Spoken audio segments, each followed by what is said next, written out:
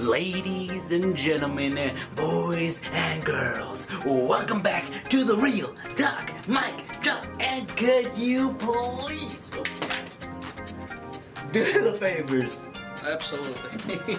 Yeah, baby. Whoa. His glasses pre-bumped before he could do the bump. Wait, with your host, Ortiz. Baby. I am here with one of my favorite wrestlers, the amazing, awesome me, baby. Oh, just kidding. Right here with Moondog Murray, not Murphy. Murphy, yes. Right, yeah. Oh my God. There. Right there. Is that your turn? Yes, I forgot about that, Murphy. Eddie will usually remind me of that shit. Murphy. All right, Murphy. So for the longest time on PPW streaming thing, Pivot Point, the guy would always put Moondog Murphy.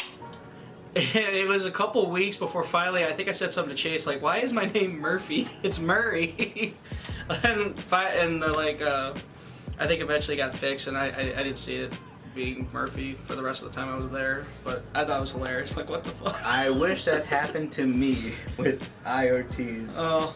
What was it? Was it how they spell it? Like I or like the letter or? Okay, so like basically it was supposed to be letter I, dot Ortiz, not I, and then these two apostrophe things, Ortiz, and then they just said I is like I Ortiz. I'm just like, okay, fuck it. I just run with it. What was it? That a lot of people are like that. Like I think Tito Santana was supposed to be Tino, but like they would advertise it as Tito. So he just ran with it. There's a couple other guys like that. Were like, oh, that's not my name, or you know. Yeah, it's just like, you know what? I'll just stick with it. You know, it happens. You know. Yeah, just run with it. Yeah, that's all you can do. And Moondog Murray, let's talk about your beginning, and then we can just progress to the final. And then you said you had an announcement. I guess two big announcements. We'll save to the end though. Okay, yeah. All right, we are ready then. What got you into the wrestling industry, basically? What got me into wrestling as a fan or as a wrestler, or what got me to train? I guess you can say all of that. Okay, we have the time. I always knew about the video games as a kid. Of course, my sister and her friends would always play them. I remember WrestleMania 2000, Here Comes the Pain, and really those two games. Then September of 2008, my dad was flipping through channels, and he landed on ECW on Sci-Fi. It was Tommy Dreamer and Jack Swagger in an Extreme Rules match, and I was hooked from there. I watched ECW, I watched Raw. For some reason we didn't get SmackDown, which is weird because at that time they were on local cable, so I don't get why we didn't get SmackDown. It was like Sci-Fi, right, or some shit like that. ECW was on Sci-Fi. SmackDown at that time was on My Network TV. I had to go to my mom's house to watch it, so every time my mom always recorded SmackDown for me, but I had to watch Raw and ECW at Dad's. But yeah, Tommy Dreamer and Jack Swagger. So the day I finally meet those guys, I'll tell them that story. I actually did tell Tommy that story, but it was through a DM. There was a minute where I had to go to a hospital for a few days, and of course they take your phone. So like I came back and like literally, it took 2 hours to get through all the fucking messages and shit. And I see a DM from Tommy Dreamer telling me, "Hey, keep your head up, kid. This, that, and the other." And I was like, fuck, oh, thanks. And then I told him that story, and then he left me a read. Oh. And then when I sent that when I told a couple people that story, they're like, oh yeah, Tommy doesn't really DM people. So it's like, oh, okay, well, yeah, that blew my mind. Like, wait a minute, Tommy Dreamer DM'd me on Twitter. That's crazy. Like, yeah, of course, like I met a couple guys now. Like a lot of the Midwest legends right now, of course, when you meet them, like, of course, you're professional, this, that, and the other. But like when they surprise you like that, we're like, wait a minute, what? That's that's so and so. But you try to keep professional, but on the inside, you're like, holy, I watched that guy on TV. Like James Storm, I got to meet him. I think I saw that. Yeah, he's pretty cool. I shook his hand and said, hey, because like I watched TNA too, and I learned, oh, what's TNA? And then I found Jeff Jarrett and Scott Steiner having a promo. Yeah, I seen him on TNA, and I remember when I said, and I remember when he first won the world title and everything, and I was like, oh, that was so cool to watch as a fan. And I shook his hand and said, hey, it was when everybody was leaving. I said, hey, thank you for being a hero. And he's like, and I love he was like cut off. He's like, goddamn, hey, no problem, kid. You know, like that sort of deal. But I was like, yeah, it was fucking cool. I was like, hey, that's James Storm, and I'm actually working another show with him. Not against him, obviously. He's doing his own thing, but like I'm on another show with him later this month. So good to see him again, shake his hand again, say hi again. Do you ever get advice from them? Oh yeah. What would be like the best ones? I had a tag match in Rockford. It was me and Axel Braille versus CNC Destruction, Cody James and Chris Miller. And we get to it's intermission. So I go out to sell my gimmicks, and he goes, and I get somebody runs to me and Axel, and they, hey, Matt Winchester wants to talk to you guys. I'm like, okay, cool. In my head, I was like, who's Matt Winchester? And we got to the back, it's Beer City Bruiser. I'm like, oh yeah, because like, of course he started. He's a Midwest legend before he got signed to ROH, you know. So he was known as Matt Winchester. Or the Beer City Bruiser, Matt Winchester. So when I was like, oh shit, and he gave me a ton of advice. Said because at the time I wore singlets and t-shirts. He goes, dude, just drop it. If you're gonna be a Moondog, you don't need that shit. I'm like, okay, drop that. He goes, and he was telling me about my footwork. He's telling me just pretty much the thing about advice. If you're gonna be a wrestler, just know you will get very what's the word? Constructive criticism. You'll usually get a laundry list of criticisms, and you can either take it two ways. One, you could be you know, and be like, oh, I know more than he does, and then not learn anything, or you could take it and be like, okay, this, that, and the other, and then I think a few weeks later, I dropped the top. I don't wear it anymore. I just come out shirtless. I mean, like, one thing I like about your gimmick is the shirt and then your pants. I think that is the coolest scene ever. Yeah, I love I love wearing cutoffs. When I went to CSW, they told me I couldn't wear cutoffs at practice. So now I have, cause like before then, literally any shirt I got, sleeves came off. I remember that in training. Yeah, and everyone's like, why didn't you just buy a tank top? Like, cause it's $2 cheaper to just cut the sleeves off. That's true. So, but yeah, when I went to CSW, they said, no, you gotta start wearing sleeves, cause that building gets hot. Like, there's no real AC in it, so like, you get sweaty, and then the center of the ring gets all fucking slippery. Yeah. And me not having sleeves, it's all coming down here, as opposed to like a shirt with sleeves absorbing it. So like, I was like, okay, I'll wear a shirt.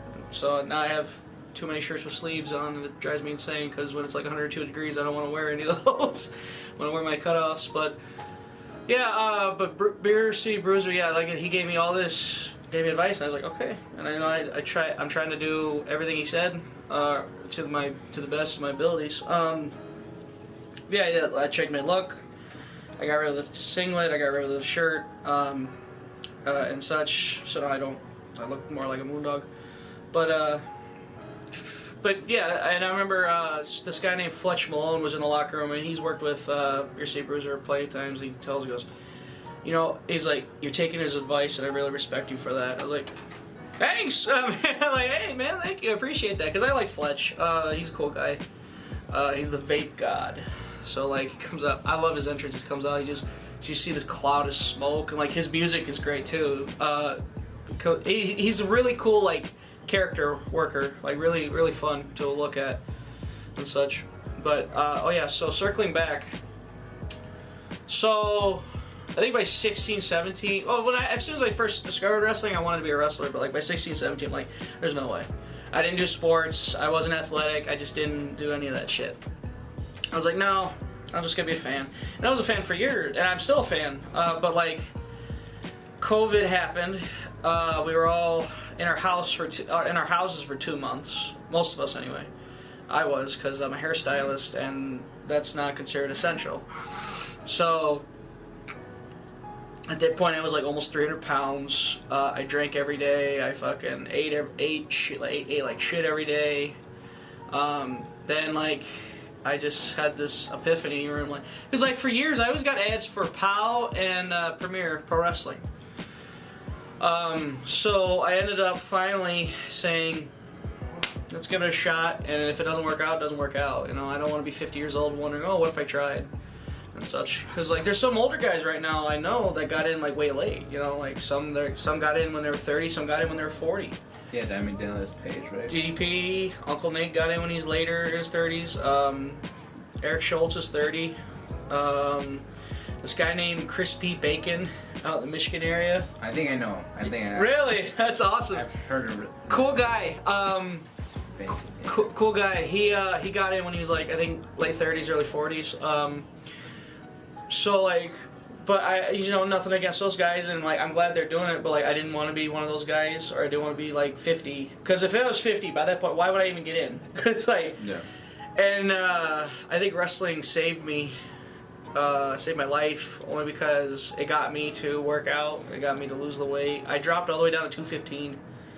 Now I'm back to 240. I bounced between 230 and 240. I'm more comfortable at that weight because like when I was 215, like I was just like nothing fit. Like everything was too big on me, and I don't know. I just didn't feel comfortable that tiny. So like when I shot back up with 230, 240, I've been maintaining it ever since. And you really came a long way. Yeah, you were there my first day. You were your first day? I thought it was like you did a couple more trainings before. No, that was my first day. You saw me. That was my first day. I was blown up, of course, like immediately, because like I said, it didn't really work out. All I saw, like when I walked into the training, was you going to the door saying, "I'm gonna throw up. I'm gonna throw up." I didn't know what to make of it. I'm like, who is this guy? It was this big fucking guy barreling past me. I remember too, I ordered boots, and that picture popped up of when I put my boots on for the first time, and they weren't laced right. I still don't know if I laced them right, but they were definitely not right in that picture. Yeah, I remember I always threw up because, like I said, my cardio sucked, so I got sick very easily. It became a running joke. PPW was like, "Oh, when's he gonna throw up again?" Of course, I'm told this later when I'm cool with everybody now, but it's like, it is what it is. We're friends now, whatever. Yeah, like I was like, all right. I've seen a lot of people come and go. That's how far this goes. Like, yeah, I imagine a lot of people thought I'd only be there for a week because, like I said, I came in no fucking background and I was way out of shape. It took 6 months of training before I had my first official match, and I think most of that 6 months was just getting me back into shape, getting me into shape. It took finally, because I did get a gym membership and I was going to the gym, but it took Uncle Nate, I think, screaming at me and 2 other guys about how we're so out of shape and we're not taking this seriously enough, this, that, and the other. I remember that. Yeah, and I remember I just looked at Nate, I was like, all right, I'll... Challenge accepted. Yeah, I was like, I'll make you proud. He goes, oh, don't make me proud, make yourself proud, this, that, and the other. I was like, all right, I see you. And then I did it. And then I did. Yeah, I started with PPW, Rockin' Randy's Premier Pro Wrestling in Woodstock. And I trained there 6 months before I had my first match. I had my first match in January of 2021. And I stayed there till about August. By August, I felt like by that point I wasn't really learning anything anymore.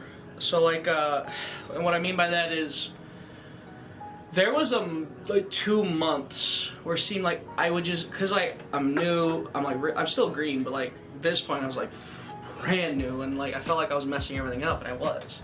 There's a lot of stuff I was messing up, and the guys I was working with, you know. They didn't, unless it was Vic. Vic knew how to cover shit up without freaking the fuck out. Of course, other people didn't. So pretty much, I kept messing up, this and the other. And then so what do you do when you keep messing up? You want to fix it, right? I would run to Randy and go, what do I gotta do? I was like, what do I gotta do? And then he'd either say, we'll talk about it later, or keep doing what you're doing, or it was terrible. Like, that's all I would get from him. So, and I noticed after all my matches, Randy would know where to be found. But after everybody else's matches, he would bolt from the commentary desk and immediately go to them and talk about, hey, work on this, work on this, work on this, work on this. But he did it for a little bit with me at first, but then it's like after a certain point, it's like he just lost faith in me.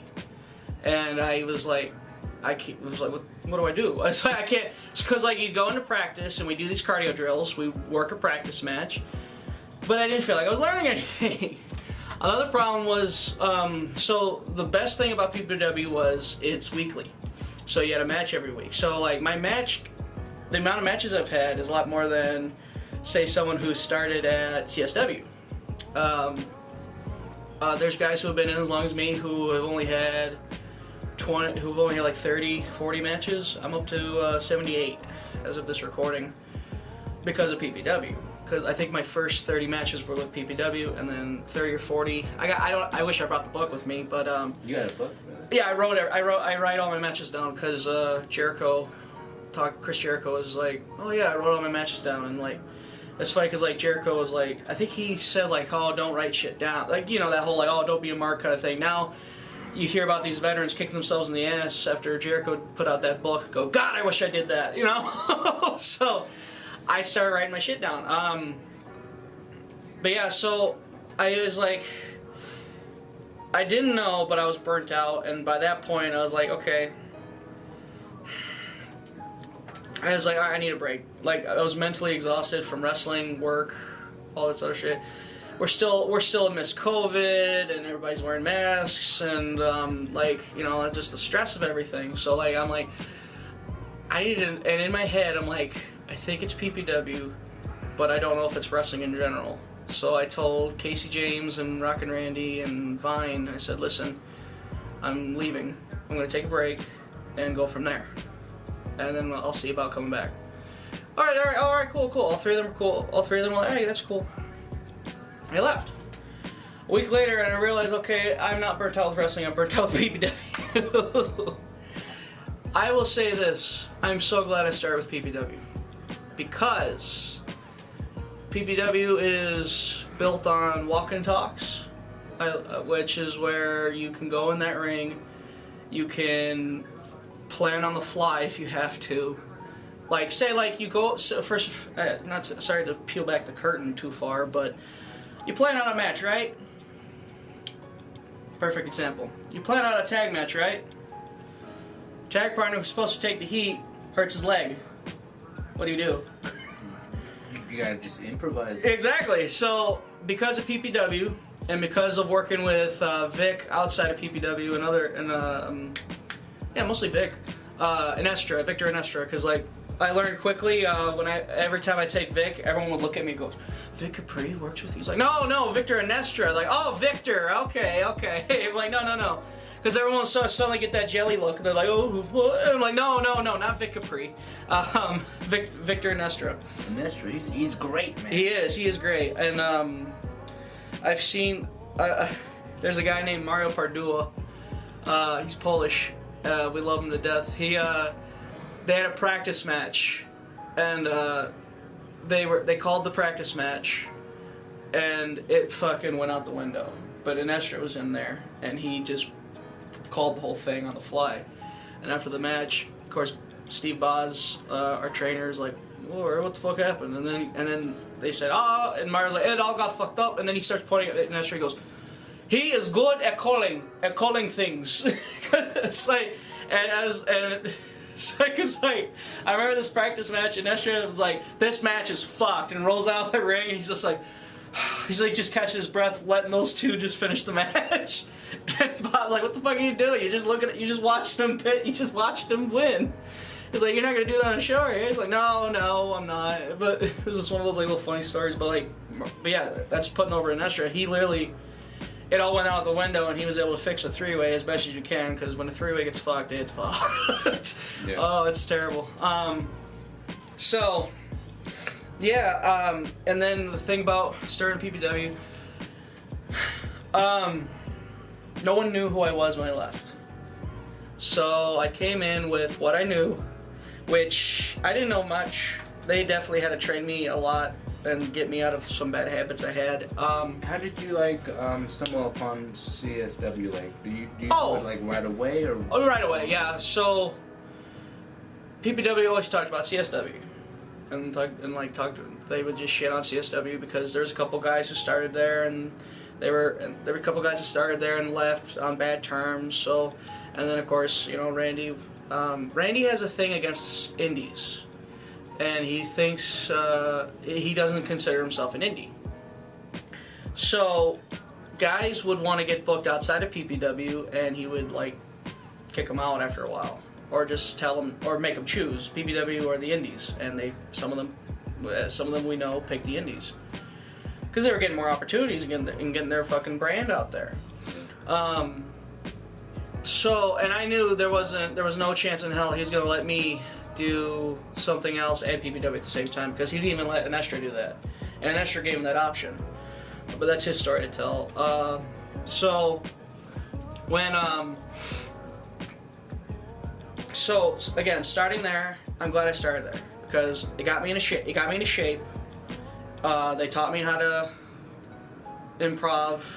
My improv skills got better as I wrestled more. I still have plenty to learn. Like I said, I'm still green. I'm not going to look at you and say I'm the greatest thing ever, because I'm not. I have so much. Yeah, him. I have so much to learn. I still have so much to learn. God. There'll always be that one class that brings me back down and puts me in my place and makes me humble again. Goes, I don't know this as much as I think I do. So. It's always good to have that, because like you don't want to get too far up your own ass and be like, oh, I'm the best. Like no, don't ever think that. Yeah. Be confident, but remember, we're learning still. I do that as kayfabe, you know, just as a heel. And it's hilarious because people think you're being for real, and that's why I love it, because it's like. Fucking. I gotta say, our match together, I was hella nervous. I was fucking nervous, man. Those were fun. What do we do? Like, I had one match against you. It was 1-on-1. I don't remember it. All I remember is you got the sneaky win because I think Anestra and Poncho on the outside were helped. And then I remember too, because I knew I was like, alright, I'm gonna fucking be pissed, swing the shit at him. Of course, the only camera is that hard camera, so all they see is my back throwing it. Throwing something. Yeah. You threw your freaking elbow pad, and then I picked it up and threw it back at you. Okay. Do you remember that? No, I don't. I remember throwing it though, and the other one I remember. Okay. Oh, it's still recording. The other one I remember is it was me and Eddie versus you and Psycho Spawn. We don't gotta talk about that. That was fun. I got like all the fucking. I got beat up. That's pretty much, yeah. And I loved how we did that, because we came up with that. We're like, what if the cutoff is just Spawn just takes the business for himself, just fucking gets in there, spear, tracks your ass, tags your dead body, and just does the work. That was a great match. He literally dragged my dead corpse. Like, I'm just like laying down, and he dragged my whole body with my hand. Yeah. Spawn's great. Brandon's awesome. When I was there in PPW, it was me, Brandon, because they weren't classes. It was just, hey, here's $150. I want to train to be a wrestler. It wasn't really classes that you could come in any time. And like you said, I've seen a couple people come and go too. Yeah. So some of them are just like marks in the beginning, like, here's gonna be my attire and my Lantra's music and what finishing move I want. I'm just like, there's a couple of those. There's one. There's a couple I still know actually. But anyway, fucking what was I saying? Oh, it was me. To me, my class is.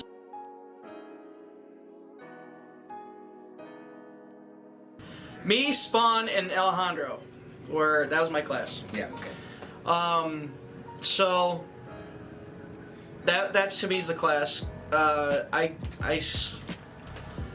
trying to remember who started first. Spawn started first. I started the week after Spawn, and Alejandro didn't start till I left, like long after I left, which shocked the hell out of me because like he's been there for so long. I mean, I was with you, kind of, right? Yeah, I would say so. Yeah. Eddie, no, he's. I grouped you with Eddie. But like I think no, you didn't have your first match, and I remember too because when you had your first match that day, I had a friend get outed as a pedophile. Like, he was. We weren't hanging out. We weren't hanging out at all because by that point we hadn't talked to each other in years. But he was one of my best friends. We did podcasts a lot. In fact, he was one of the reasons I started what I do now on Twitch and everything. So he got outed, and I was like just devastated. And I remember like thinking, I don't know. I skipped practice on Saturday before the show, and I was like, I don't know if I'm gonna go. And then I said, you know what, I'll go. So I went there, and that's when I found out, oh, it was your first match. I was like, or did they announce your first match?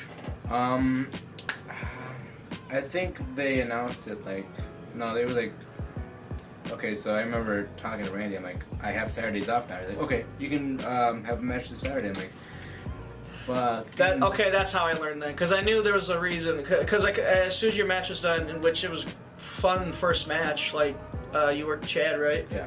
Yeah, you and Chad had a fun match. Chad carried you great. So I asked as soon as you got in the back. I remember I told you, I was like, hey man, I was thinking about saying fuck it and miss. It would like I remembered it was your first match. I'm glad I stayed because like I said, you were there from day one. You saw me progress, so I wanted to see you have your first match. That was a great moment. I was just like, man, this is a great. I remember too, you had those glittery pants, and I remember Vine coming back. Who the fuck got glitter all over the ring? A lot of people. A lot of people. Actually. I don't know why, but I specifically remember Vine because, of course, Vine's got that loud voice. Yeah. Who the fuck got glitter all over the ring? And everyone just looks at you.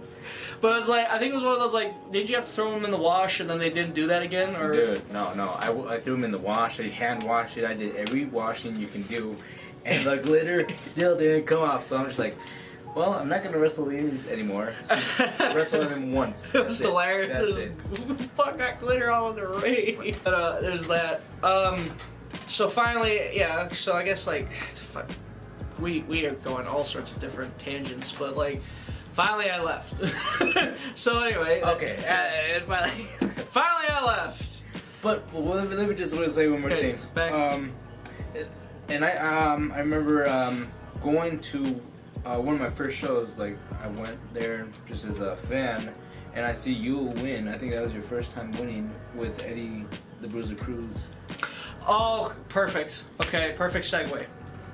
Perfect, because Victor, you could ask me. He goes, so what do you think of your wrestling now compared to when you first started?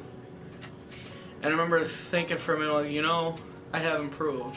And I remember Eddie was in the car too. I was like, I've improved because you know why? He goes, why? He goes, I watched me and Eddie versus the Zeros. It was my first win.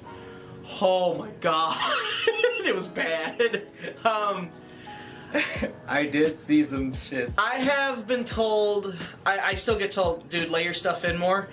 I lay my stuff. What's sad is I lay my stuff in more now than I did then because oh my god, I couldn't break an egg.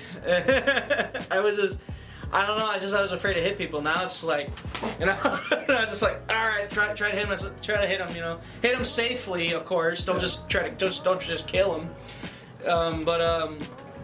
Yeah, he was. I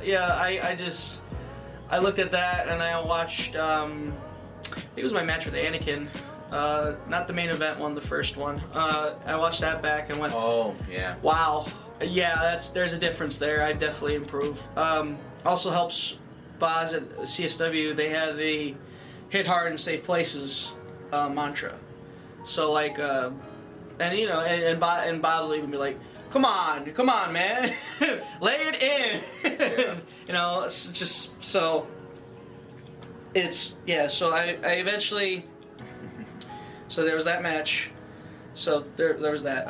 So CSW. Of course, like I said, PPW always talk about CSW. Always talk trash about it, this, that, and the other. So I just sat there in my room one day and just like, how bad is it? Let's have a class there.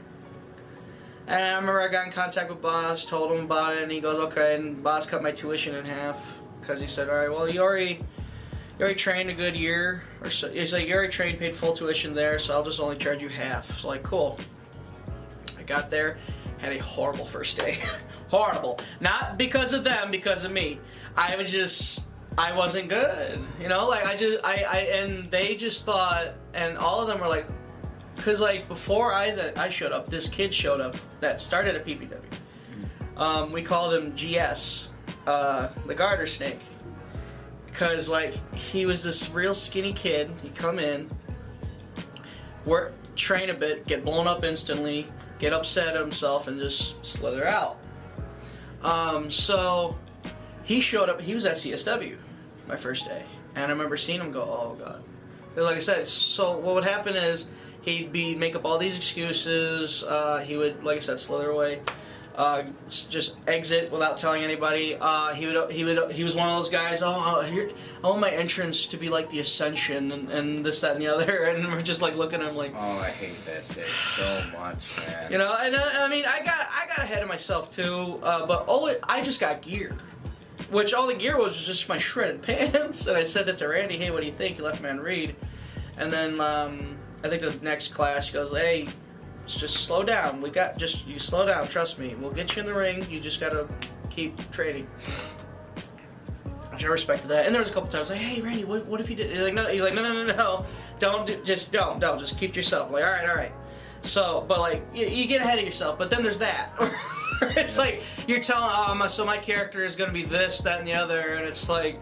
You're telling a trainer who's been in the business for what, 40 years, and you're just telling them this. This is how we're gonna do it. Like, no, that's not how that works at all. So he came in. He claimed that PPW didn't teach him shit. That he's ready to wrestle. This, that, and the other. And like, okay, so let me just get this straight. Yeah. He said PPW didn't teach him shit, and he's ready to wrestle. Yeah, that's what he said. And it fucked me because they saw how he worked and he didn't know how to work. They saw how he moved. He didn't know how to move. He didn't know anything because what would happen is he would bump or he would do like a big roll and suddenly his bones would hurt. So I would make the joke because he broke his skeletal structure, you know, like because like he was just brittle. And sometimes your body's just not meant for it, you know, and that's okay. Is that skinny guy? Yeah. Okay. Yep. I know that one. I know who he is. He pops up every now and again at Northland in the crowd, and every time I see him, I just kind of shake my head. You know, I don't mean to be a dick, but I'm just like, I think I kind of resent him a bit because of that, and I shouldn't. Like, it doesn't even matter anymore. He's not even into wrestling. Last time I talked to him, he said he wasn't interested in wrestling anymore. So I'm like, okay. So yeah, he told him all that. Then I came in and I had that shit first day. So by the time Anestra came in, they thought he couldn't work. The boys didn't think he could work, and then he showed him he could work, and then Ultimo came in and he could work, and then Eddie came in, he could work, and that stigma was gone. So like, because like they thought the guys from PPW couldn't work, even though they had Anakin and Sky Blue there, but I guess they didn't count anymore because they were there long enough. But here I am, fresh out. Yeah, I had a terrible first day. I wasn't. We had a practice match, and I remember I shat the bed on it. I thought. Because at PPW, if you fuck something up in a practice match, Randy would just say, oh, just do it again. I thought the same thing there. No. Their practice matches is you gotta do it like an actual match. You gotta call it, you gotta go in there, and you gotta do it. And I stood up and said, do you want me to try that again? And the guy I was working was like, no, what the fuck are you doing? It just was going through it. Yeah, it was... Oh, that's horrible. Yeah, it was bad. I thought Boz gave me took the whole half thing away and gave me the full tuition. He goes, that sort of deal. I remember someone yelled, he don't know shit, this, that, and the other. I was like, oh, God. Then, I think by the time we got into 2022, that's when I think that's when I really started, like, okay. Picking it up? Yeah, because I started picking it up a little bit better. Because by that point, like, Boz, the way there's a room full of 15 people. Boz somehow makes it where he's talking to you one-on-one. So, like, he'll see you do the spot, he'll critique you, tell you what to do, sometimes make you do it again. If you did it wrong, do it again. And, you know, it's amazing. Like, again, because we were always told, oh, Randy's busy, Randy can't do that, Randy's only gonna... And Randy would only, like, let us do it to the point to where he's like, alright, fuck it, just not do it, we'll try it again another time, and never try it again. But Boz would just sit there and goes, no, you're going to do this, you're going to do it now. Okay. And then yeah, he's just one-on-one, and yeah, I just thought that was a better way to train me, better way to teach me. So and because of that, I got better. And then you have Axel Rico on Tuesdays with he does some more like lucha-centric training, so cardio pretty much that means. And again, get me in better ring shape, do these Tuesday classes, and do some of the lucha stuff. Am I ever gonna do them on shows? Some of the technical stuff, yeah. But like, of course, I'm more of a brawler. But like, if there's ever a situation where like, oh, we're gonna chain a bit, I'm like, all right, I can do it. There's one of my favorites is which Axel does it. I forgot. I'm trying to remember. I was like, you have him in a headlock, you flip him this way, take his chin, you spin him out, and then you grab him again with the left. Like I love it. I think it looks great, and I think people go ooh when they see that because it's like, whoa, what the fuck was that? But yeah, I've heard of Axel Rico. He's the Puerto Rican guy, right? Yes, okay. Axel is Axel is the head trainer on Tuesdays. Oh, he's a trainer. Yeah, he's also a wrestler. Yeah, he wrestles all the time, actually. I've seen him in Warrior Wrestling. He's on Warrior. He's at AAW, CSW, of course. A pretty good guy. A pretty guy. Whoa. Pretty. He is pretty too, I guess. Yeah. So, but yeah, and by first month I knew I was like, okay, this is a right choice. And then when I had the whole hospital thing happen, and like all these fucking people posted on my wall and messaged me and DM'd me, and all these guys who I pretty much just met, all sending all this like good stuff. I'm just like, wow. Because like if that happened when I was in PPW, I think Pancho would have messaged me. Pancho did message me too. Pancho, Eddie, maybe Vic.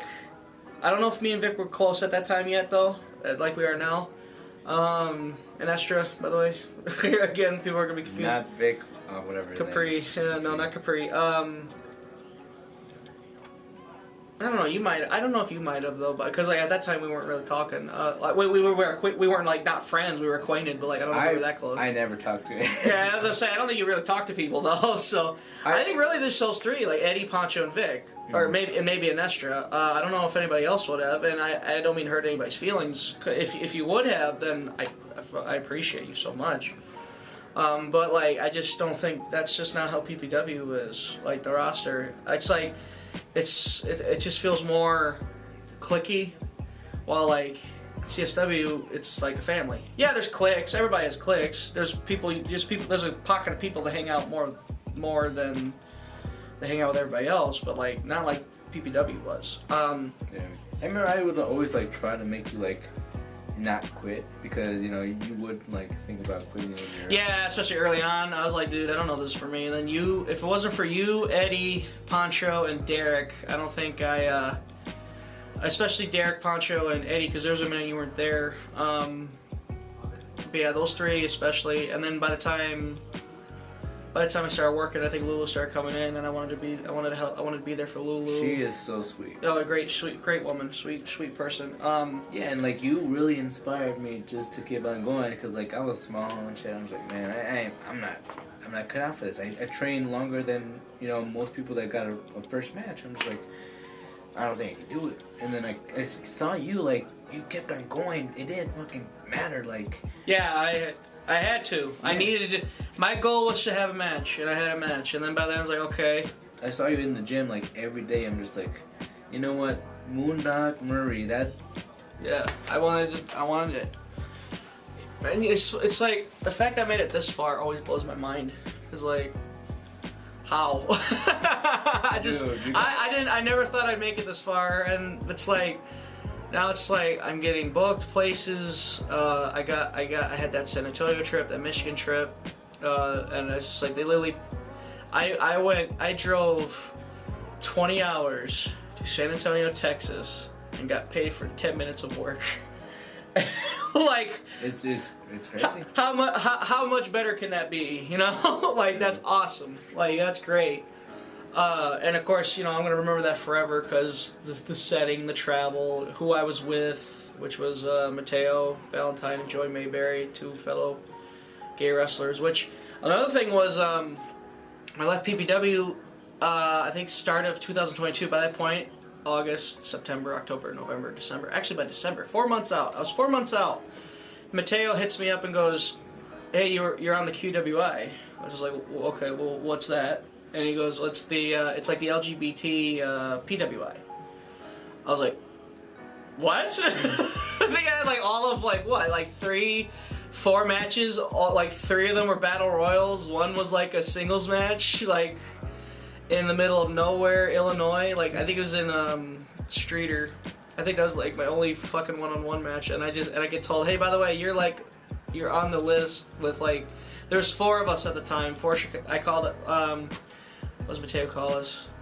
Or there's this other guy named Toli Bertorelli. He calls us like the Alphabet Mafia, and so Mateo calls us the Chicago chapter. So it's like me, Coda Holiday, Mateo Valentine, Joey Mayberry, and I got to wrestle Coda. I got to wrestle Mateo. Now I just got to wrestle Joey, and I know Joey wants to wrestle. So like one of these days, look at that match. But like, it's just cool. Like 4 Chicago, and 3 of us got booked in San Antonio. So it's like this is like awesome. So like by the time I retire, even if I don't make it anywhere, I'm gonna like look back in this and think in such fondness, going, "Oh my God, I got to live my dream." You know. I don't think you'll retire anytime soon. No, not anytime soon. I have no plans on doing that anytime soon. Me, however, it's already fucked. Well, you never know. Never say never in wrestling. Because like there's guys who've been gone for years and then they end up coming back and they're like, yeah, I'll give roughing a try. Let's try to have a practice match, and then they end up getting fucked. And most I'll do is manager. Manager, yeah, go do it. Fucking be a manager. You're a good shit talker. Do it. I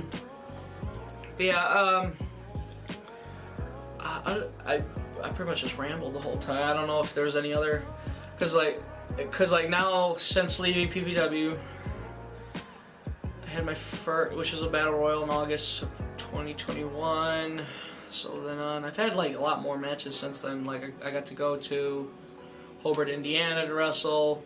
I got to go to Twin Lakes, Wisconsin, Cadillac, Michigan, San Antonio, Texas. So I've been able to get out of the Chicago area, but for the most part, I'm in the Chicago area. I'm always Midwest, in right? Midwest for sure. I'm in.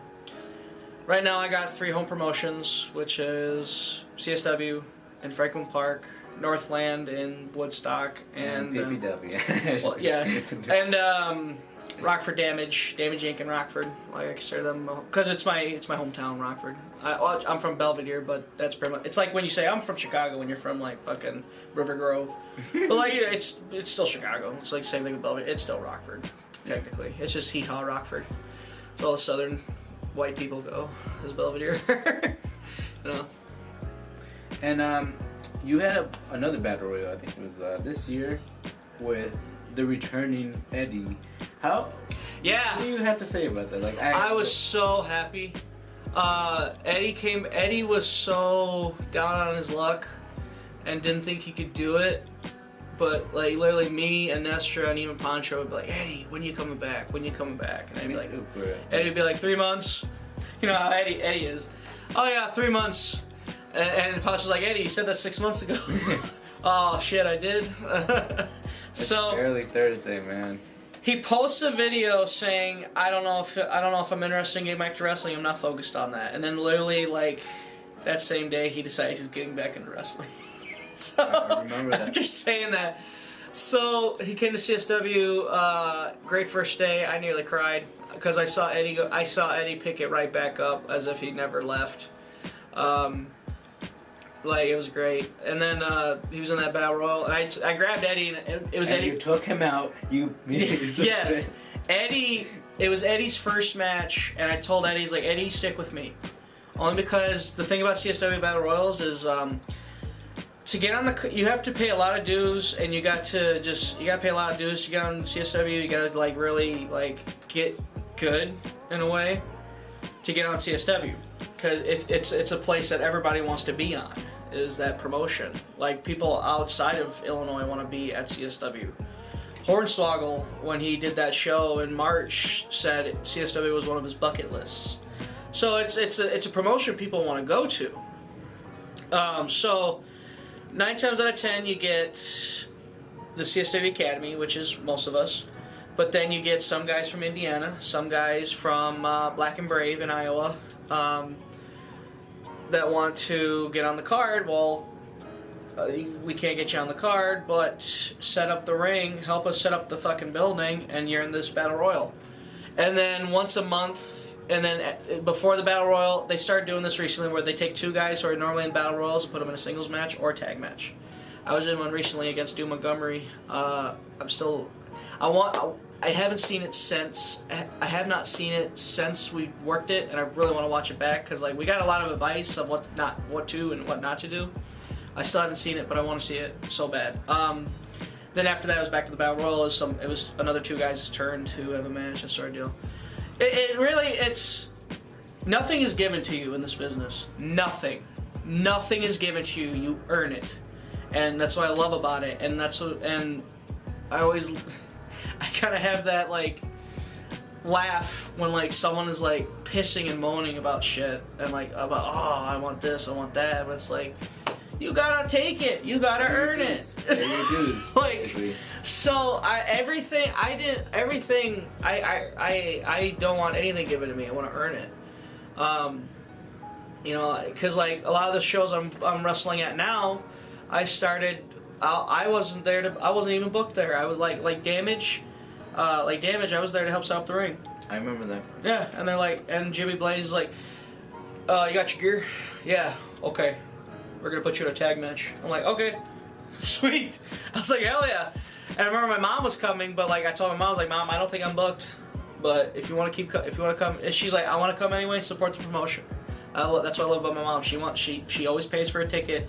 Always takes family. She wants to support the show. She did that at PPW. She's doing that now with Northland and Rockford Damage. Sometimes she'll come down to CSW, but Franklin Park from Belvedere is about an hour and 5, hour and 10. So when she can just not drive that far, just go to Northland and Rockford, you know. So she doesn't always go there.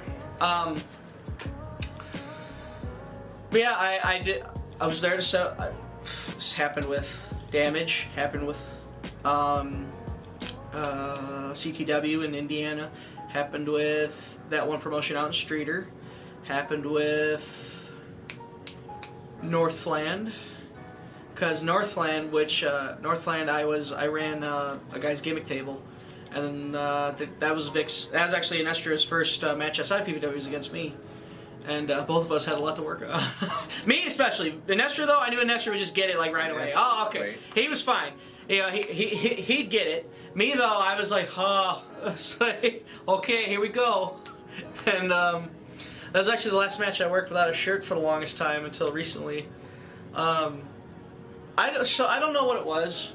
I think I looked at the pictures of me without a shirt, and for some reason, like, these are pro shots. This isn't on a cell phone like in PPW. They had pro cameramen there taking these pictures. It's a camera guy gimmick, Nick. Yeah. Nick's great. Great. One of my favorite.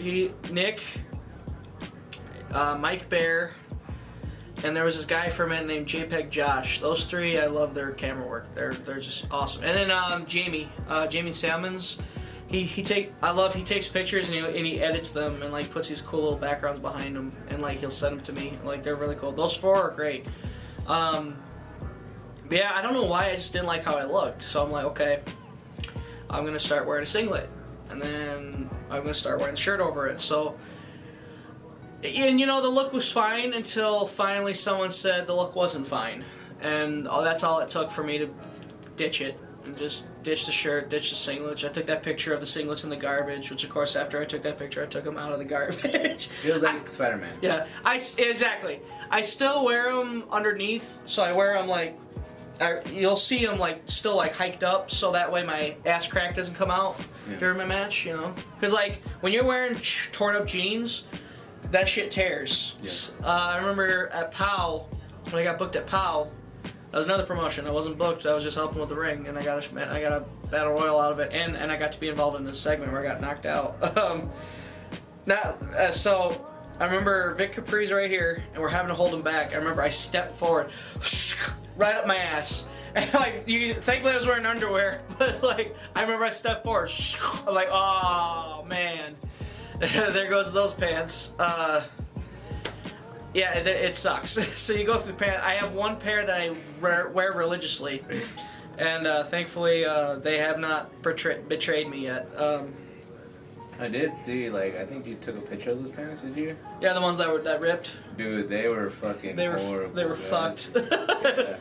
I was so pissed because they were nice. I think my pair right now... Those? No, these are just my jeans. This is what I went to work in. I think the pair I'm wearing right now, I was booked at LLT, Lucha Libre Total, which, first Lucha promotion. Awesome experience, because I love the Mexicans. The Spanish-speaking fans were great. So, I went there and opened my bag. It was a triple shot, so I think I worked CSW, I worked POW, and then LLT Sunday. 3 shows in that weekend. And I think after POW, I came home, threw my shit in the wash, and left it there. So when I come to when I get to LLT, pull out my singlet, no pants. I look down at the $60 to $80 jeans my mom bought me for Christmas, and ask someone who's got a pair of scissors. Oh no! Who's got a pair of scissors? So those became my jeans. Never told my mom that. Oh man! Hopefully she doesn't watch. I don't. If she does, she does. It's like I said. I got them for Christmas. That's happened in I think February or March. But yeah, I was like, who's got a pair of scissors? Worked a tag match. Worked an 8-man tag match. So I make my entrance. I'm the first guy out there, and I'm working heel. So I go out there, and like, I'm just making my entrance. I go to, the video's out there, because I took it as hilarious. It's so hilarious. I love it because of the pop. I jumped up to the second rope and slipped. And the crowd, it being a lucha crowd, like, because of course anywhere else, you fucked up. Which that would have been great too. But this reaction was, ah! And a laughter, and then the ring announcer goes, ay, ay, ay. He was speaking Spanish the whole time, and I just hear, ay, ay, ay. Oh, no. And then he goes, and then suddenly the crowd goes, puto! And point at me. Okay. And I just remember I was selling it, and I just, just did that at him. In my head, I was trying so hard not to laugh. I grabbed the ref and goes, dude, I'm trying so hard not to laugh right now. That was awesome. That was hilarious. I can't believe it, bro. You tripped. I understand, though. I tripped like multiple times trying to get in the ring. I got like a bruise under here, too. Like, it pinched. And I just got this big welt. Like, those ropes are no joke. Rings are no joke. Oh. Like, they're not trampolines. They suck. They can. That depends. Especially depends on the ring you work in. And how hard you get slammed, you just you don't get up. And you pray it's in the middle, because 9 times out of 10 the middle is not as bad as the rest of the ring. Because like I've gotten in rings where it's like, fuck, this is snug, this is like stiff. Mm-hmm. But like, thankfully the middle would be fine. But just hope you land in the middle, not on the hardest part of the ring, the yep. apron. Oh yeah, there's rings where like, I thought about apron spots, and I remember the first thing I'd do, check the apron, and if it felt too snug, I'm like, fuck no. Like, yeah. No, we'll just brawl on the outside and do something on the outside. We'll just do that. I ain't doing an apron spot. And speaking of moves, how did you come up with the bite of the ass? Oh, that was, I think that was, it was either Vine or Chase's idea. Chase Gosling met Vine. It was one of their ideas, and I just ran with it, because it's a spot. I'm a dog bite. Yeah. The side slam. I don't remember how I got the side slam. I think Chad showed me. I think it was Not Bad Chad who showed me how to do a side slam. And then I ran with it, and it's been my finish. Though I need to find a new finish, because a side slam is, everybody does a side slam. Although I do. When someone asks me that, I'll be a dick, because like Jake Roberts, I'll ask him, oh, what do you think of people using DDT and kicking out of it? He goes, it just makes my DDT look better because no one kicks out of it. That's true. I beat people with mine. Only one person ever kicked out of mine. Everybody else, no, it was Anakin. Adam Stallion. How fucked up is it? His real name is Anakin, but his work name is Adam. Yeah, I like both names, Oh, they're great. Adam Stallion sounds like porn name? Yep. There you go. But yeah, usually if I don't beat somebody with it, they get their foot on the rope. I try to protect it as best I can. Yeah, it's a sacred move. Sacred move. But like eventually, like I started adding more because they would teach me more. Because CSW sometimes they'll have a class like, all right, let's do a neck breaker. All right, let's do a suplex. Let's do a body slam. You know, just like basic stuff. Yeah. So for a minute, I did a neck breaker. Someone in Texas taught me the Rick Rude one. Because like when I told him I'll do the swinging one, he's like, can we do the Rick Rude one? I'm like, okay, how do you do it? And he told me it's so awkward. So like I gotta do it a couple more times, and then I'll probably get used to it. I started doing the belly to back, which I had somebody told me I'm not taking that, which I was shocked. Like, it's a back suplex, man. All right, fine. I wasn't gonna argue. I was like, if he wasn't comfortable taking it, I'm not gonna give it to him. I'm not gonna be a dick. Like, I won't do it. Maybe he had a bad experience with someone who didn't know how to do it. Like, so that was the only. It was like that one, and what was one someone told me I'm not taking that? Oh God, I don't remember. But anyway, oh, a German. So I know how to do a German, and the guy said I'm not taking that. I was like, I know, because one, he's bigger than me. What if I like don't shoot him high enough? What if he doesn't jump high enough and crushes my head? Yeah. Yeah. Little guys, it's cool to do, because like they fucking there they go. Hopefully they land right. Of course, I do as best as I can. But I don't really do that too often. Other moves. I got a really basic moveset, but like I feel like every time I wrestle, someone will have me do a move I've never done before, and then like I'll want to do it more. But yeah, it's like I'm glad I'm learning more Arsenal, because in PPW, body slam, hip toss. You did get the crowd with you though. Oh yeah. Who? Like it always blows my mind when I'm able to get them. Because like you'll have wrestlers go, oh, this crowd sucks. I couldn't get him to react. And then I go up there, and like maybe it's not the loudest who, but there's a segment in the crowd I'm hearing who. Whether that's my mom or whether it's just random people. Because I've seen like a pocket of random people going who. In Texas it was weird, and the crowd we're outside, right? So when the crowd made noise, it went up. It wasn't like in a building where it was loud and that's all you heard. So while I'm in there, what's also funny is we're outside. We're in Texas. It's 102 degrees. They're all, and the crowd is 20 feet away from us in shade, because it's like they wanted to watch as close as they can, but they weren't leaving that shade. But like, yeah, same thing. I got a who from coming there, and that sort of deal. But yeah, that's reaction-wise. I'm glad. I'm happy that I'm able to get something. Cause like it's I said, better than nothing, honestly. It's better than nothing. And there's times where I've given advice like, hey, you should have worked them a little more. You could have gotten it way. I know you would have gotten it way up there if you would have just worked it just a tad more. I'm like, all right, you're right. I'll definitely do that better. And usually I do. Sometimes though, like shit happens. We're in the ring where sometimes we get a little too focused on the match. Maybe I'll forget it. I'll forget something. But like, that's just how it goes. And you know, as I keep going, I'm getting better and better at like stopping, slowing down, waiting for the crowd to speak up, or like listening. You know, listening to them, so I know to either let's keep going, let's cut this head in half, or like, you know, that sort of deal. But damn, I really wish I could get like people behind me. I always wanted one cheer, bro, but nope, I couldn't get that, man. Always got heat. You're a natural heel. It was really just that easy, honestly. I just had to be myself. For me, it's hard as a heel. I'm the one guy who prefers to be a babyface. You do have that babyface face. Yeah. So like I feel like I get more reaction as a face than I do as a heel. Mm-hmm. I don't see you as a heel, honestly. Yeah, a lot of people say that. Like I can't see you unless as a bad guy. Unless you have a leather jacket, maybe. A leather jacket, a cactus jack. Yeah. Yeah, I mean, for when I was in Crash Tested, before I left there, every time when they say my name, it took a minute, but once they started announcing my name, boo, there was like a smattering of boos, like, oh thank God, okay, there's something there. But and you know, I get some heat, but like I just feel like it's so much easier for me to get cheers. What do you prefer? Babyface or heel? Babyface. Oh. I prefer to be babyface. I like being a heel.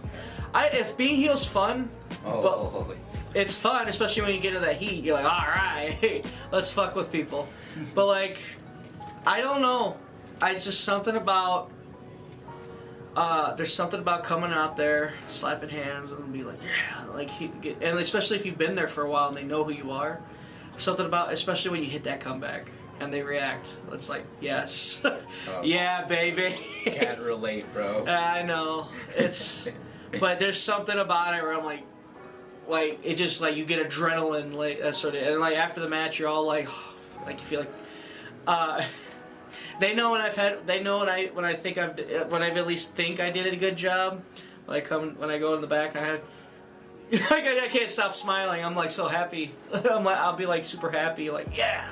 That match went deep. That match went good. Wasn't we did what we did what, because I can be a nervous wreck sometimes. I think, oh, I'm gonna blow it, and then I go out there and I don't blow it, or if something gets blown, it's like cover it up. I know I either cover it up or the guy I'm working covers it up pretty well. So like, and like to a fan, they would have never known unless it was something complete. There was one spot I blew completely. I had the guy up here, and he was gonna come over me and arm drag me. I don't remember what I'll have to watch it back, but like something happened where like we just fell on each other, and he immediately threw me in the corner. Enziguri, run there, Enziguri, and we just covered. People totally forgot about it. That's because as soon as Enziguri like, oh, he was like, we gotta think, are you good? Because I had to cover it up, man. I'm sorry. I'm like, no, you're fine. Like when he got me, I'm like, oh fuck.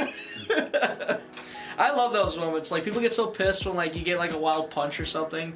In my head I go, oh, because it's wrestling. It's gonna happen. Yeah. Fists get thrown, kicks get thrown. You know, like you get a guy thrown on you.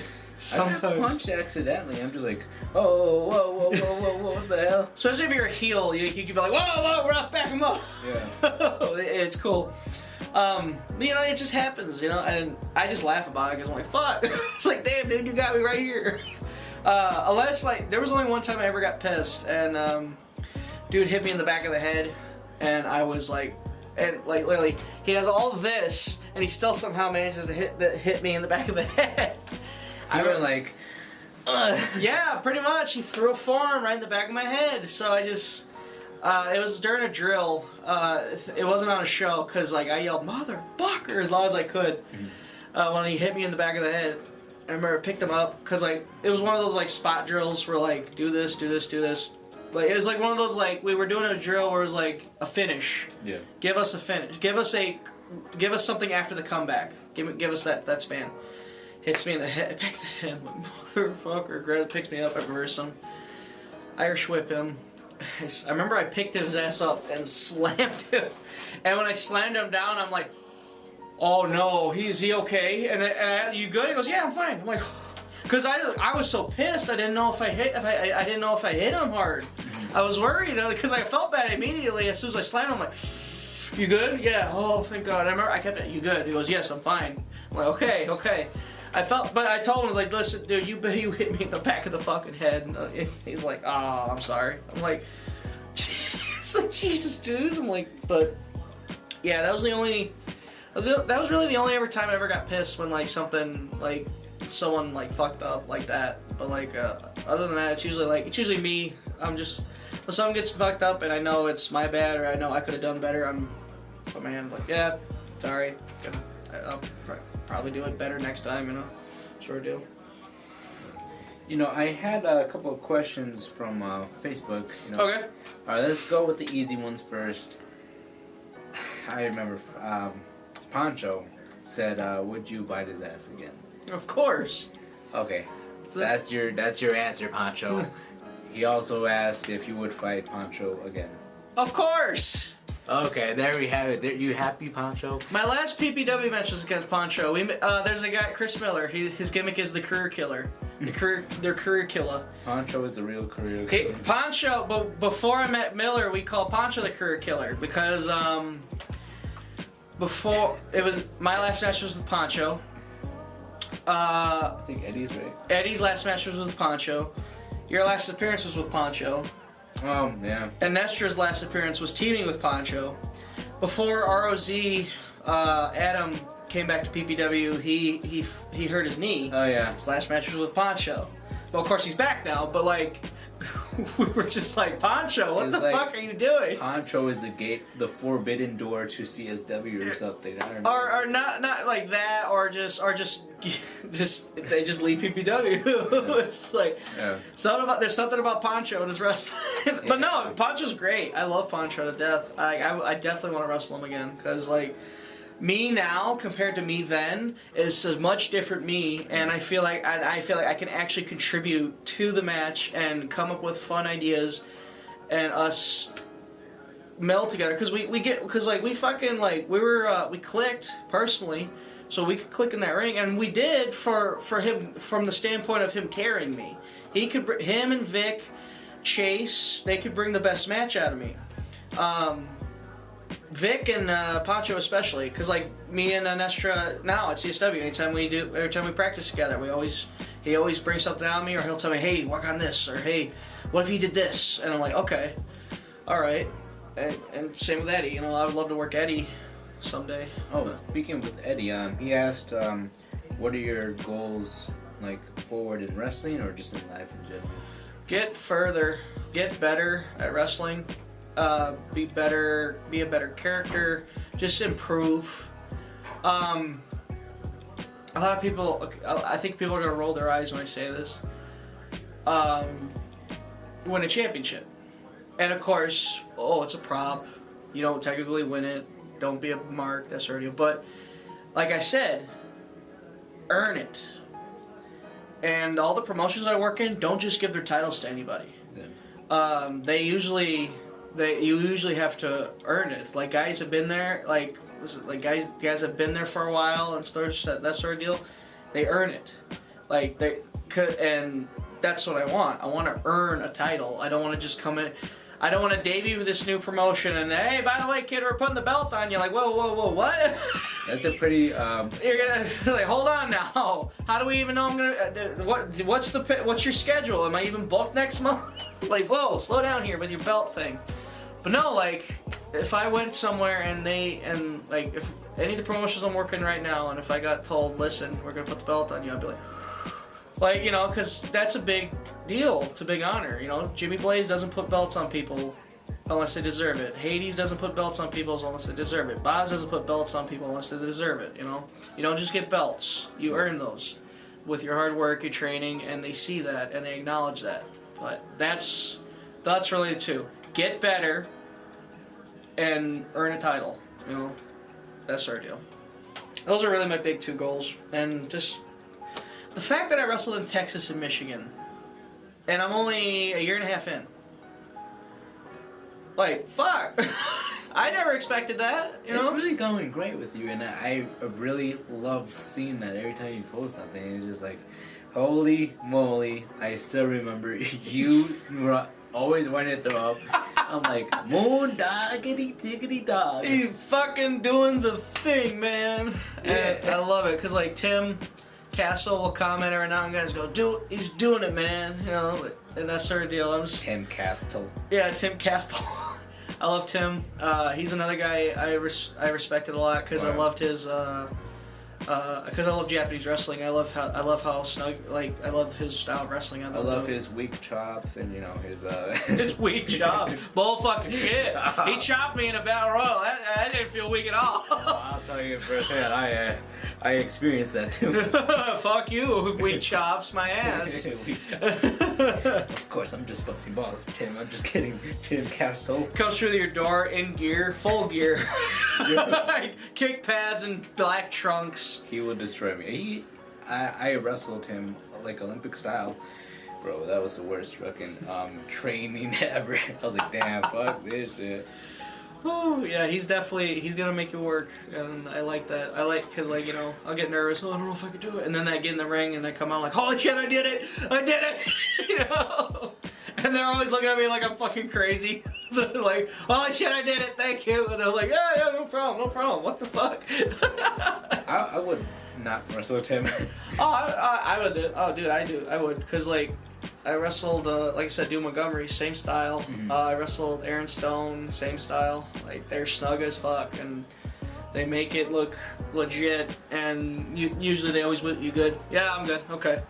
And it's weird. It's like they're kicking my ass, but they're making sure I'm okay. So in a weird way, I'm like, okay, I'm safe. Get my ass kicked, but I'm safe. Yeah.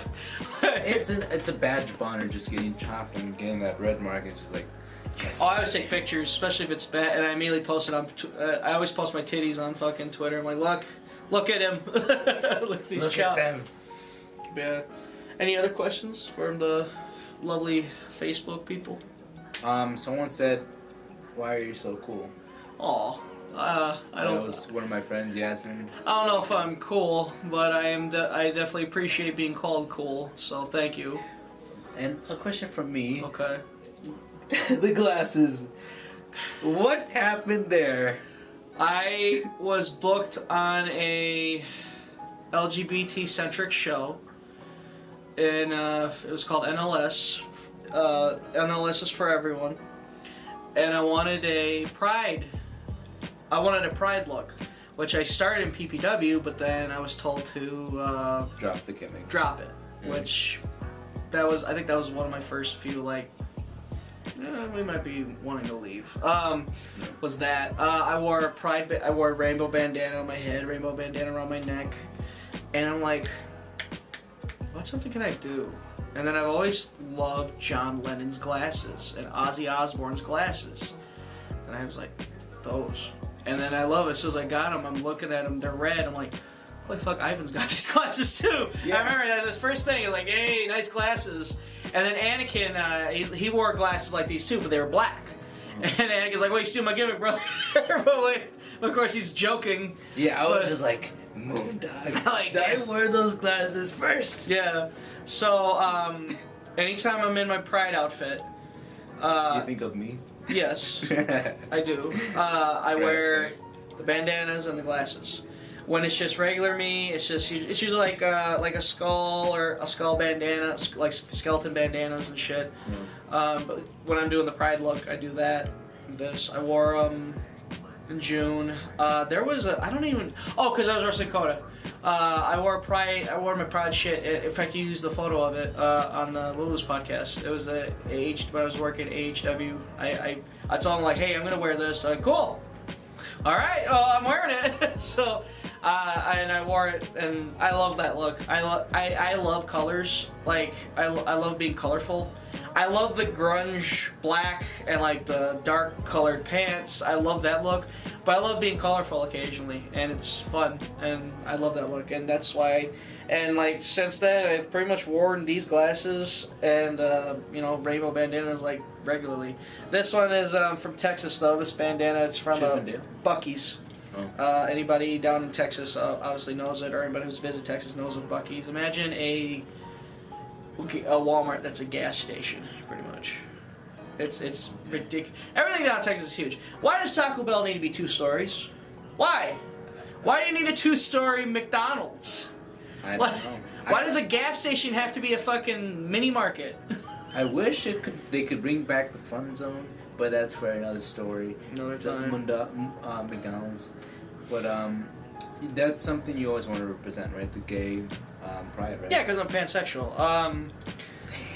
Yeah, the pans. Yeah, the pots, the pans, all of them. The cookie sheets. In fact, maybe as a rib in a hardcore match, I'm gonna get a cookie sheet and slap a pan sticker on it, like a pan pride flag sticker on it. I would love that. I love that actually. Maybe as a rib, I'll stick there on there. Just it's a shout out to any other pansexual guys. Lick the pan or something. Kiss it or something.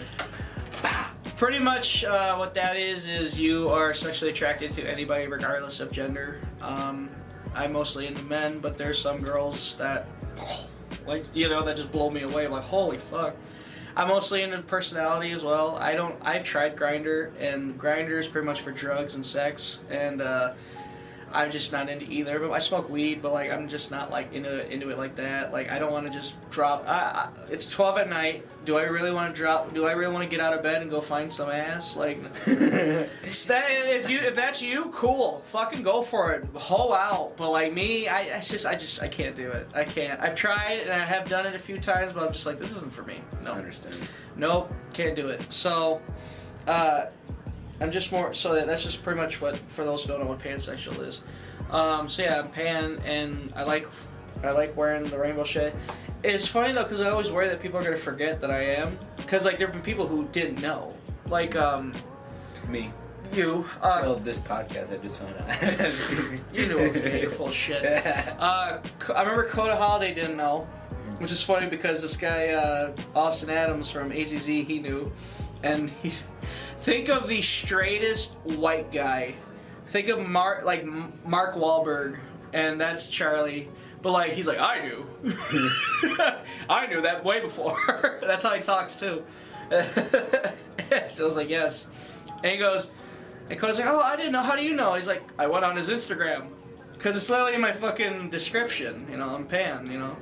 I'm part of that. And like I said, I was on that QWI, which blew my mind. Because like I said, that's the coolest thing ever. Yeah, it is. And I wore like a badge, and like I didn't like. There was someone who I think there's a couple that were like, oh, I'm number such and such on QWI. That's right. He was like, I don't even remember my number. I just know I was on it. As long as I was on it, I don't give a shit. It was like 200 something. No, it was like 192 maybe. Yeah, something 180. I remember Charlie, same guy, Austin Adams goes, you know, Moondog, just because you're 192 on the QWI 200 doesn't mean you're better than me. I was just like, and I looked at it, I was like, I'm glad you remember that number because I didn't. Like, I don't even remember the number. But the fact that I was included in that list of awesome like people, I'm like, cool. It's an honor. I respect that. Absolutely. And you just found out before this podcast you're Wikipediable, right? If you look up Moondogs, if you look up the Moondogs (parentheses wrestling) on Wikipedia, you'll see members. And you'll see Moondog Greg Murray from April 2022 to present. That's not right. I've been a Moondog. That straight. January 2021. I was a Moondog. That's when I started. But I just thought it was hilarious. Like, holy fuck, I'm on Wikipedia. And already spreading misinformation, Wikipedia. We're coming for you, damn it. It always makes it better, honestly, because we grow up in school being told Wikipedia's full of lies. Yeah. Anybody can edit it. That's our deal. And I'm just like, it's even better. It's perfect. When you search up IRT's wrestling, all you find is Lulu Lorena pictures, and I'm just like, what the fuck? That's awesome. Really just put over Lulu when she searches my name. I'm thankful if you Google my name, all my social media comes up, and if you look it up on YouTube, matches come up. Because, like, that's so cool. Like, that's just, because, like, my family at the family reunion, you're a wrestler? I go, yeah, what's your name? And they looked it up and, like, holy shit, that's him! like, it was a cool thing. Like, my family's acknowledging me, and, like, wait a minute, we got a relative that's wrestling? It's like, it's cool. I'm blessed to have that support from my family. You know, I got both sets of parents, a mom with a stepdad, and a dad with a stepmom, and I'm close with all four of them. You know, it's not one of those like, oh, I love my mom, but boy, my stepdad can go fuck him. So like, no, nothing like that. I'm close with him. I'm close with my stepmom. You know. It's all love, basically. Yeah, and they all accept me for who I am, and I know not a lot of people have that. Like, there's not a lot of straight kids who have that. So like, the fact that I have that, I'm very blessed, and I'm very thankful, because it wasn't always like that, but eventually became that, and I'm thankful for that, because, God, I don't know where I'd be without them sometimes, because, like, they do help a lot, and there's times where I'm like, can you please stop helping me, I got it, and they're like, no, here's, they're just trying to help me in this ordeal, and I love them for it, you know. I'm not unappreciative. I'm just like, for the love of God, I'm an adult now. Please, let me do things on my own. I respect that. Yeah. And also, let's get just to your announcement. You said you had an announcement. I have two.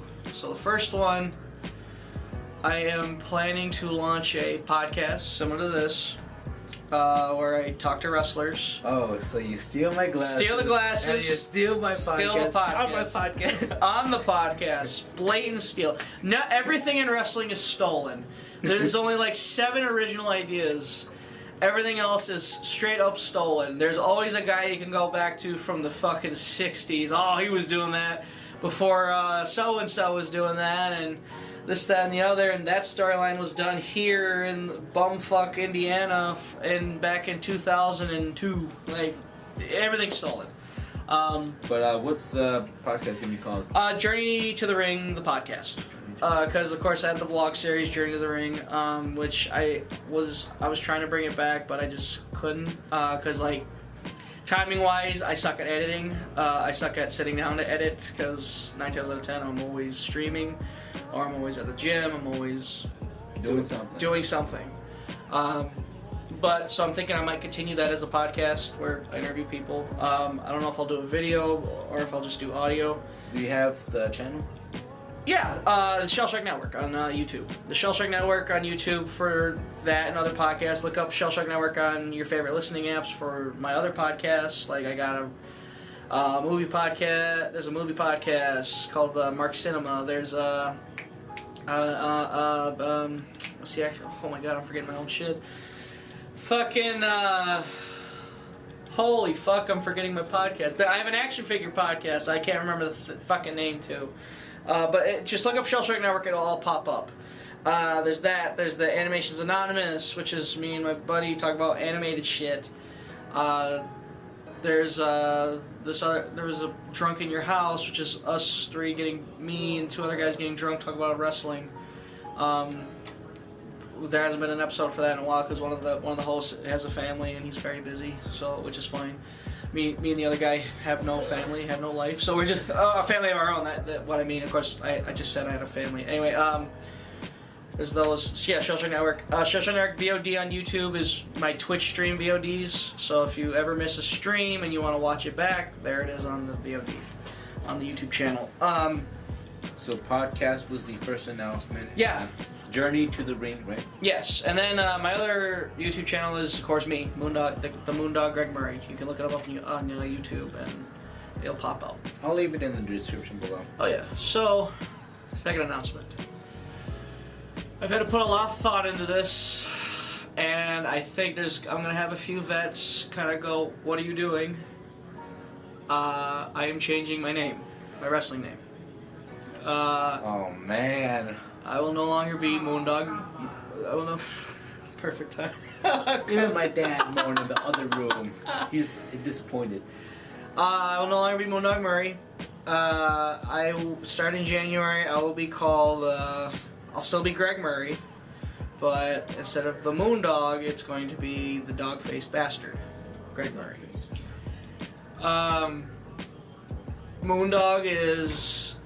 I had 2 situations. So, one promotion, I was asked, I hit him up saying, can I help with setup? And they're like, absolutely, thank you.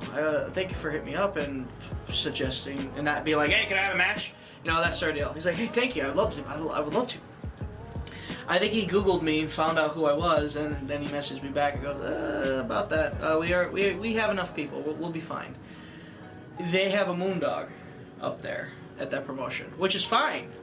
He was a Moondog longer than I was. So, and then somebody on Twitter tagged a Seattle promoter saying, hey, you should check out my buddy Moondog Murray. And they're like, oh, well, we already have a Moondog up here. And, we have like a 3rd generation guy who his grandpa was a Moondog, this, that, and the other, and I was just, that's how the Moondog Greg Murray popped up. It went from Moondog Murray to the Moondog Greg Murray, because I said, well, I'm the fucking Moondog, and I probably got heat in Seattle now, but you know, that's in Seattle, that's way far, I'm not too worried about that. So the name change was basically, alright. I'm tired of being told no because of that, so...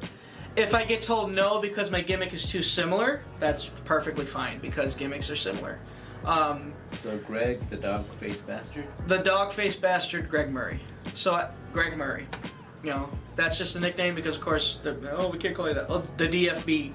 You know, the DFB, Greg Murray. Or, and Esther said it reminds him of old Dirty Bastard, the rapper. I was like, that's cool. That's even better, you know. So, starting in January, I will be called the Dog-Faced Bastard Greg Murray. I have a couple artists making designs for me. I hit a couple of them up saying, hey, I'm changing my name. I need designs for new t-shirts because obviously this can't be Moondog Murray, can't be a thing. Which I'll still have the shirts. I have a Brainbuster Tees store. Go to brainbustertees.com, look up Moondog Murray, Moondog Greg Murray, and I'll pop right up, and you'll see these shirts. You'll see stickers. There's the shirt of me in the back of PPW when I had that black and white picture of me. I don't know if you've seen it, where I'm just sitting there with like all my shit like half off me. I took that. You took that picture. Okay, I knew you knew about it. I just couldn't remember how. You took the picture. There's shirts of that. Yeah. And stickers of that too. So, brainbustertees.com. Look that up.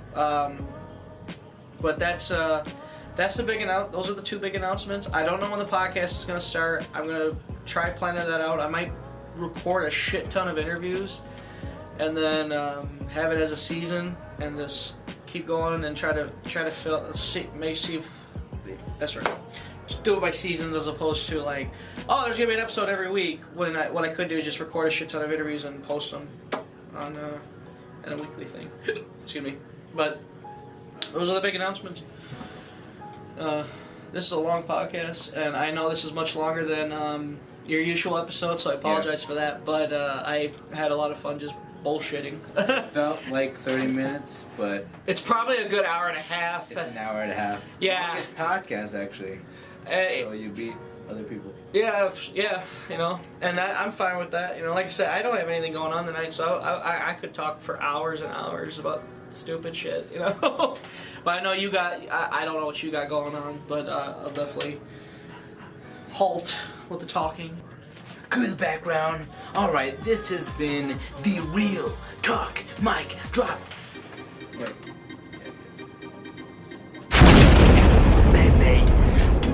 With Greg the Moondog Murray till January 1st, right? Yeah. All right, till January 1st. And anything else you would like to say? Just one like catchphrase. Right. Who? Who? I can't. I don't want to because we're in a fucking apartment. Yes, an apartment building, a destroyed apartment building with such. No, follow me on Twitter at Moondog Murray, Instagram Moondog Greg Murray, and like I said, subscribe to my YouTube channels. But that's it.